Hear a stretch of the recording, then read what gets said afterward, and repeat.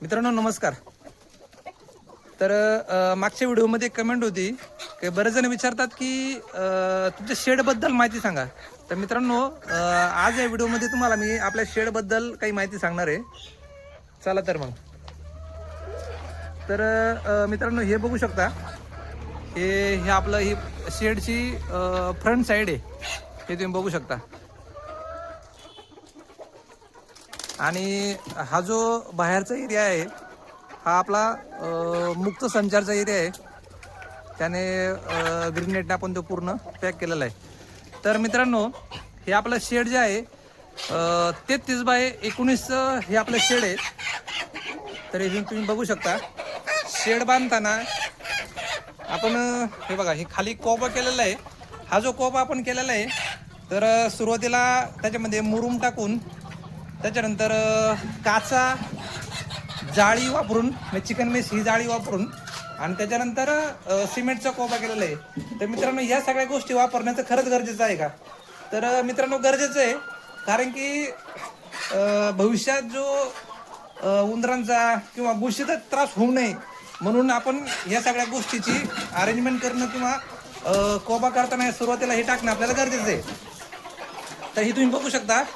तर ही जी भिंत आहे तर ह्याच्या बाजूलाच आपला गोठा आहे.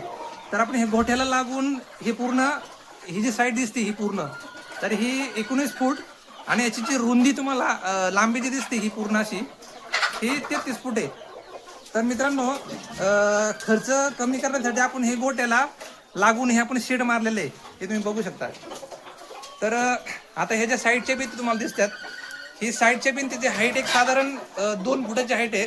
तर मित्रांनो ही हाईट आपल्याला तितकी घेणं गरजेचं आहे, कारण की हे तुम्ही बाहेरनं बघू शकता.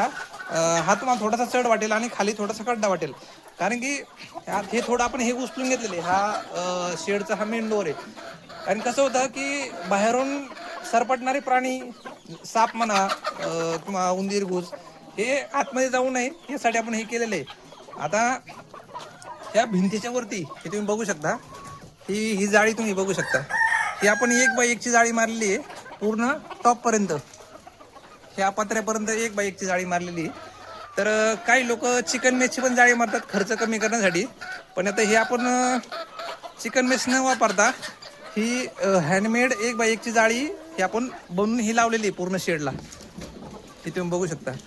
आणि मित्रांनो हे शेडच्या तिन्ही बाजूंना हे तुम्ही बघू शकता. हा पिवळ्या कलरचा कागद मग तुम्ही लावू शकता.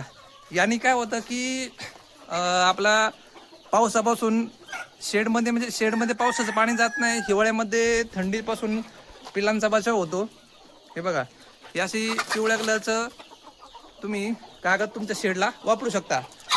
आणि मित्रांनो हे तुम्ही बघू शकता की तुम्ही म्हणसाल की हे पत्रा इतका तुम्ही पुढं काय घेतलेला आहे.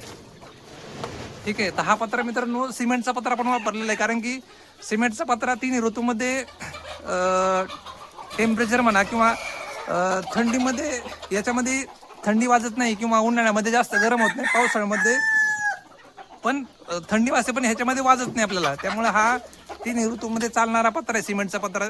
आता काही लोक नवीन आलेले पत्र पण वापरतात, लोखंडी पत्रे, ते पण चालतात, पण सिमेंटचा पत्रा वापरायला कधीही चांगला. तर हे तुम्ही बघू शकता. हा पुढं का घेतलेला आहे, तर मित्रांनो हा पुढं घ्यायचं कारण आहे की पावसाचं पाणी डायरेक्ट आपल्या शेडमध्ये न जावं म्हणून आपण एक साधारण 3 फूट हा पुढं घेतलेला आहे पत्रा, हे तुम्ही बघू शकता पूर्णपणे. आणि आता आपण शेडमध्ये जातोय. हा शेडचा एक मेन दरवाजा आहे. हा 3 फुटाचा आपण दरवाजा केलेला आहे. तुम्ही तुमच्या हिशोबाने तुम्ही करू शकता 4 फुटाचा, ठीक आहे, म्हणजे 4-5 फुटाचा तुमच्या हिशोबाने तुम्ही करू शकता. तर आपण आता शेडमध्ये जातोय पूर्ण. आता हे तुम्ही बघू शकता.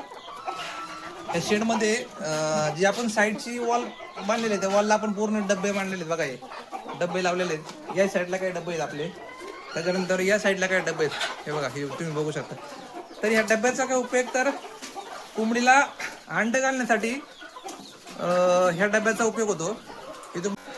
तर मित्रांनो हे तुम्ही बघू शकता. आपण कोंबड्यांना बसण्यासाठी असं ए स्ट्रक्चर बनवलेलं आहे आपल्या शेडमध्ये.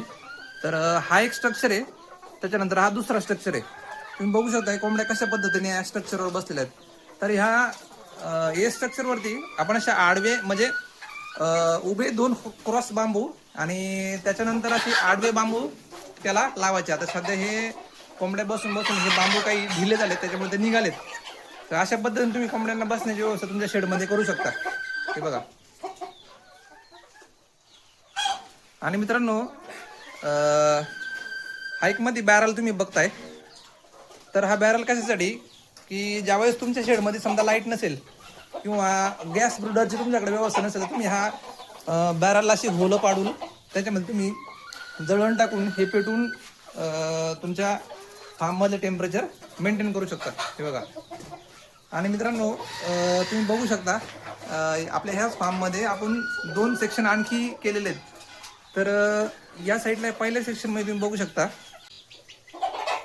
1.25 महिन्याची पिल्लं आपण या सेक्शनमध्ये ठेवलेली आहेत.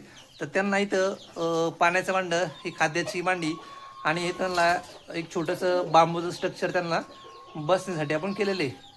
आणि तसंच याच्यामध्ये तूस वगैरे टाकून हे प्रॉपर अरेंजमेंट आपण त्यांना केलेलं आहे. हे जे तुम्ही बघताय हे जुगाडू पद्धतीने आपण केलेलं आहे घरच्या घरीच. ठीक आहे. आणि ह्या बाजूला आणखी एक आपण कंपार्टमेंट केलेलं आहे. तर चला मी तुम्हाला दाखवतो की ह्याच्यामध्ये नक्की काय आहे.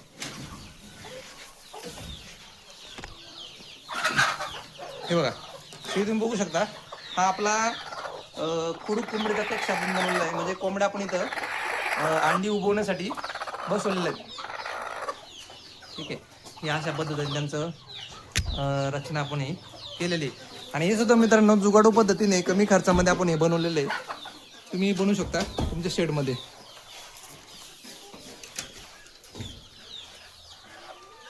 तर मित्रांनो व्हिडिओ थोडासा मोठा होतोय.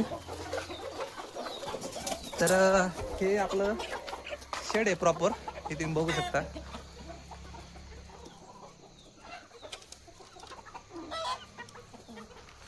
आणि हे शेडच्या बाहेर म्हणजे जो मुक्त संचारी एरिया आहे तर सेम जी जाळी आपण शेडला वापरलेली सेम जाळी हे तुम्ही बघू शकता. सेम जाळी आपण इथं वापरलेली हे बघा. 1x1 जाळी हँडमेड जाळी जी आहे ती आपण वापरलेली आहे. तर ही जाळी आपली 6 फूट हाईट आहे. आणि त्याच्यानंतर आपण एक आणखी 6 फूट ची ग्रीन नेट मारलेली आहे. हे बघा. इथून बघू शकता हे पूर्ण. आणि हे मुक्त संचारमध्ये अशी शेवग्याची झाडं हे प्रॉपर असं आपण लावलेले आहेत. आणि हे बघा हे तुम्ही बघू शकता हे काय आहे. तर हा मित्रांनो हा आपला शेणाचा उकिरंड आहे. हे बघा कशा पद्धतीने आपण तो बनवलेला आहे. हा पूर्ण शेणाचा उकिरंड आहे. आणि या साईडला एका कॉर्नरमध्ये आपण जो ज्यावेळेस फार्म आपण साफ करतो त्याच्यामधून तूस जी खराब होती जे खत आपण तयार झालेले ते या ठिकाणी आपण ठेवलेले.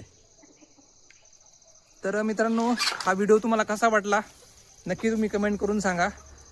आणि आणखी तुम्हाला जर कुक्कुटपालनाबद्दल काही माहिती हवी असेल तर नक्की तुम्ही कमेंट करा. धन्यवाद.